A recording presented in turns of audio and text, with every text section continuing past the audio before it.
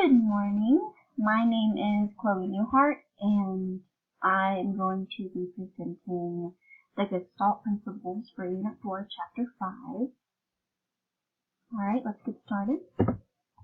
So the four principles that I am going to be covering today are proximity, similarity, continuity, and closure.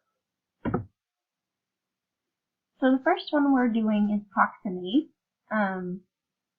Proximity is objects or shapes that are close to one another appear to form groups.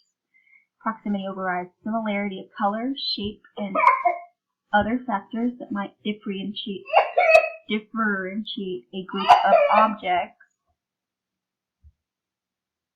And white space separates the shapes into two distinct groups using proximity. So I've shown some examples here on the left. Top is, you can see there's more on the left side and there's less on the right side. And then at the bottom, you see that they all look like they're different groups, no matter the shape or the color. And white space separates them all. Alright, and then here is another example. Like I said before, elements that are placed closer together are perceived as being more related than those spaced farther apart, which is proximity. And here on the left, they're all, grouped together, and on the right, they're separated by some white space, so there's two separate groups. The next we're covering is similarity. Elements that are similar are perceived to be more related than elements that are dissimilar. Similarity helps organize objects by their relatedness to another object within a group, and they can be affected by attributes of color, size, shape, and orientation. Here on the left, I've shown two examples. At the top, you can see how each group is similar to one another. And then at the bottom, you can see the triangles and then the circles and how they're similar to each other and how different they look. And here's another example of similarity. Alright, and the next we have is continuity. Elements that are arranged on a line or a curve are perceived to be more related than elements that are not on a line or a curve. Lines and curves help us understand relationships between different elements. Can be used to point towards another element in the composition. And here on the left, I showed two examples. You see two lines at the top, and they connect in the middle. And then at the bottom, you see different examples. Three different lines, one with circles, triangles, and then just a regular line, which has some dashes in it, some spaces. And then here are some examples of continuity. I figured I would show something different.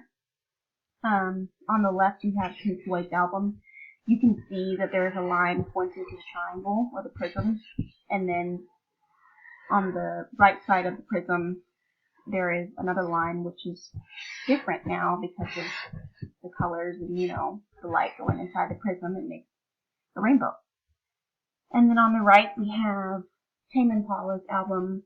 You see a line starting at the top left corner, going down into the middle where you see the metal ball, and then it squiggles out at the bottom.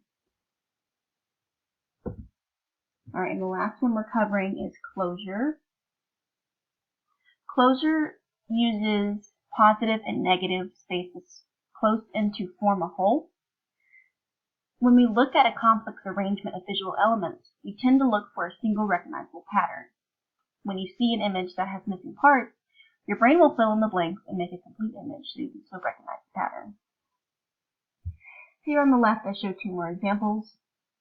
You can see the white space in the middle, and then on the sides we have some Pac-Man looking little circles, and then it makes kind of like a square that you can see, because your brain fills in the blanks with, that thinking there's something there. Then at the bottom we have more examples.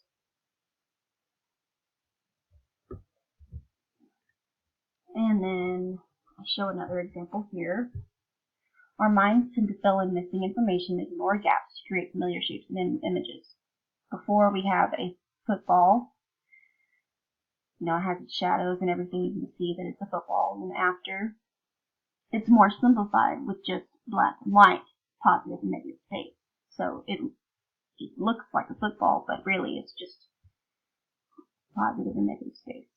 Alright, thank y'all for watching. I hope y'all enjoyed my presentation. Y'all have a good day. Thank you.